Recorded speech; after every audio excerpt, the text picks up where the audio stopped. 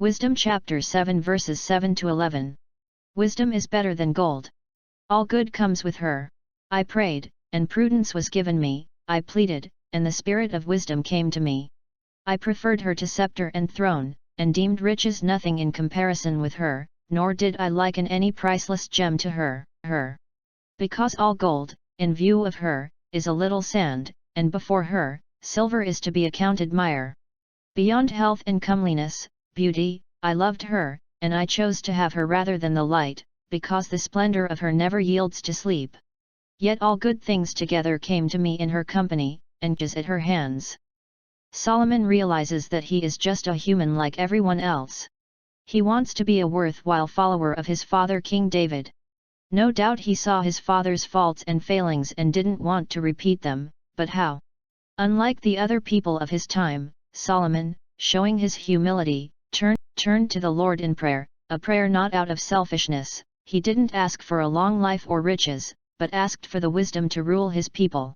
2 Chronicles chapter 1 verses 7 to 12. In that night God appeared to Solomon, and said to him, Ask what I shall give you. And Solomon said to God, Thou hast shown and steadfast love to David my father, and hast made me king in his stead. O Lord God, let thy promise to David my father be now fulfilled, for thou hast made me king over a people as many as the dust of the earth. Give me now wisdom and knowledge to go out and come in before this people, for who can rule this thy people, that is so great, so great?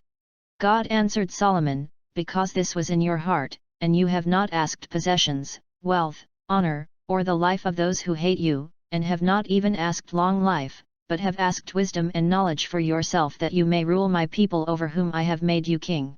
Wisdom and knowledge are granted to you. Sold wisdom to gold and silver, which in secular or worldly thinking, would have been a shocking decision. The world values gold and silver and its acquisition at any cost, because wealth comes with pride, power, and respect. Instead of pride and wealth, Solomon chose wisdom, understanding, and humility. Then God said to Solomon, I will also give you riches, possessions, and honor, such as none of the kings had who were before you, and none after you shall have the like. Worldly people only consider this temporal world, but Solomon had the humility to turn his eyes to the everlasting, eternal world. God opposes the proud but gives grace to the humble. Proverbs chapter 18 verse 12, No one is respected unless he is humble, arrogant people are on the way to ruin.